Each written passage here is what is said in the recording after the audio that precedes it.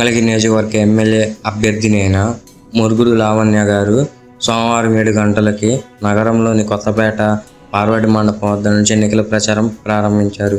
తద్వారా ప్రజల సమస్యలు తెలుసుకొని ఆలయంలో పూజలు చేసి కార్యకర్తలు, నాయకులతో ప్రచారంలో పాల్గొన్నారు.